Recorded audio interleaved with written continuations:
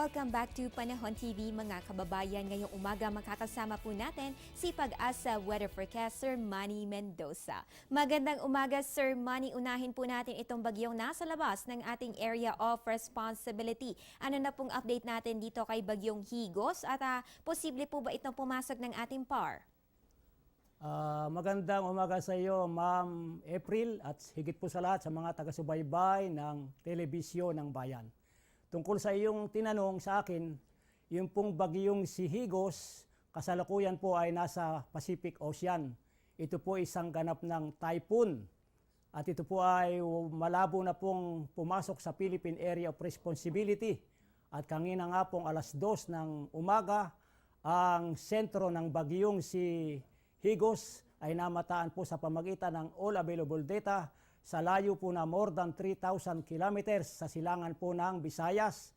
Taglay po niya ang lakas ng hangin na 120 kilometers per hour near the center and gustiness of up to 150 kilometers per hour. Ito nga po kikilos ng pahilagang kaluran sa dahan-dahan pong pagkilos. At huwag po tayong mag-alala mga kababayan, pagkat ito pong bagyong si Higos, ito po isasakay at sasama sa frontal system. Nandandirian po naman sa timog silangan ng Japan. Kaya no need to worry about Typhoon Higos. Hindi po siya papasok sa PAR at wala po itong epekto sa bansang Pilipinas.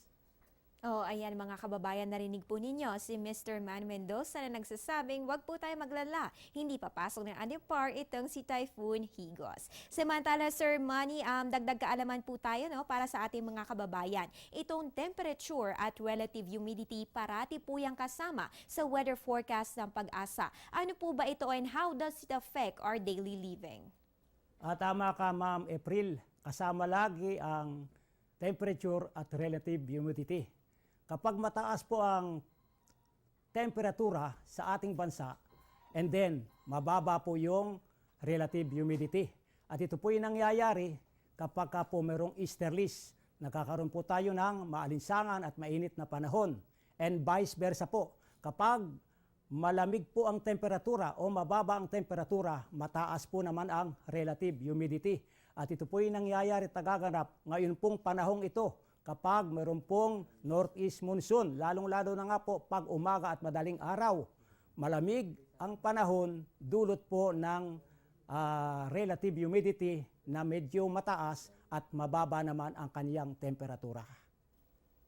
Oh, ayan at Sir Manny, dahil napag-uusapan natin itong temperature at ang northeast monsoon, ano po ba yung pinakamababang temperatura na nai-record sa history ng Pilipinas?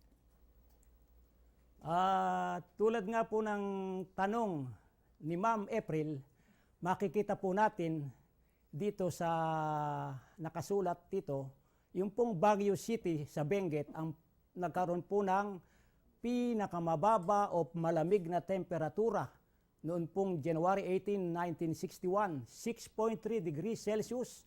Sa Port Area, Manila, January 11, 1914, 14.5 degrees Celsius. Naiya, Manila, February 1, 1962, ang kanya pong sukat ay 14.6 degrees Celsius. Sa Science Garden, dito po sa Quezon City, March 1, 1963, ang kanya pong sukat o antas ay 14.9 degrees Celsius. Ang mga sukat o level po ng temperatura ay nangyari po't naganap brought about by the northeast monsoon.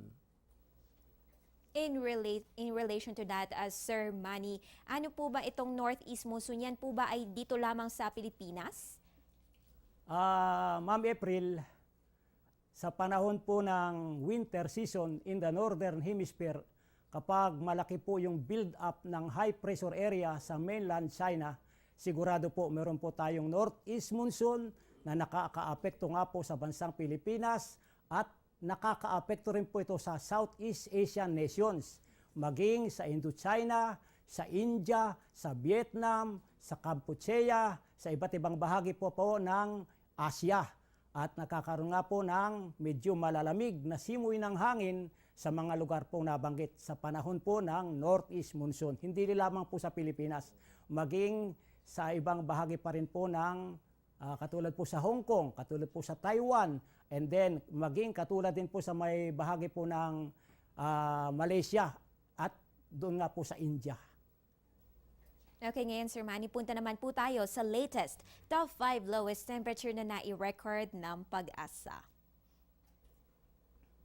Dahil nga po sa kasagsagan pa rin ng Northeast Monsoon, kahapon po, nai-record po ng Pag-asa stations ang medyo malalamig na temperatura na naging dahilan para ang mga tao po ay medyo mag-relax. Ang Baguio City po ay 11.5 degrees Celsius, Basco 16.1 degrees Celsius, ang Tuguegarao 18.5 degrees Celsius, ang Apari 19.5 degrees Celsius, ang Biga 19.6 degrees Celsius, Science Garden 19.7 degrees Celsius.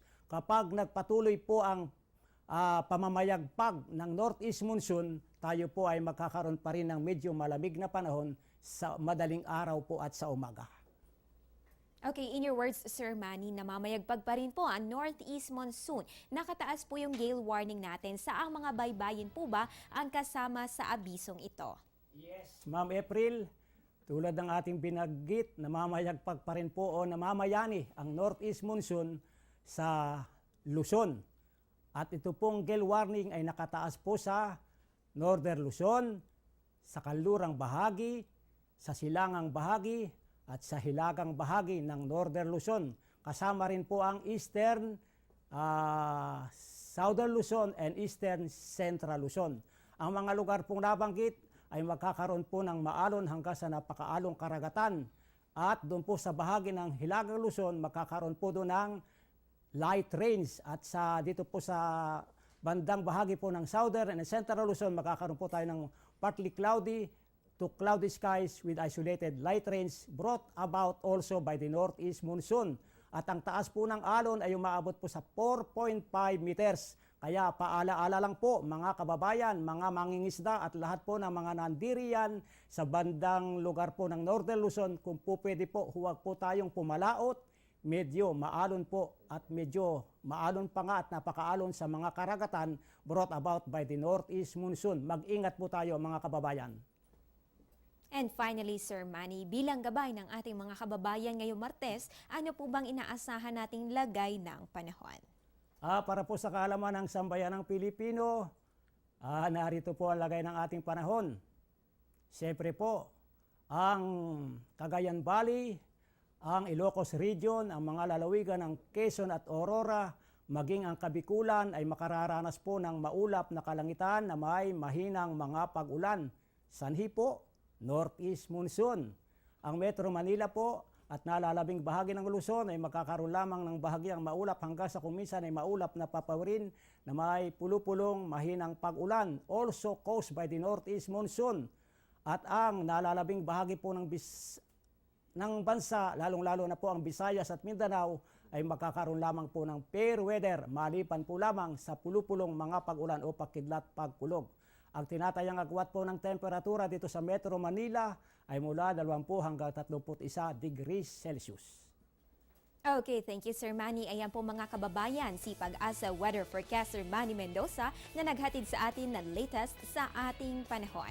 At dyan na po nagtatapos ang ating programa. Samahan nyo kami muli bukas alas 5 ng umaga para sa nangunguna at nag-iisang all-weather program sa bansa, ang Panahon TV. Ako po ang inyong weather girl April Enario at ito ang Panahon TV kung saan walang pinipiling panahon ang pagbibigay impormasyon. Magandang umaga sa inyo lahat at ingat Pilipinas!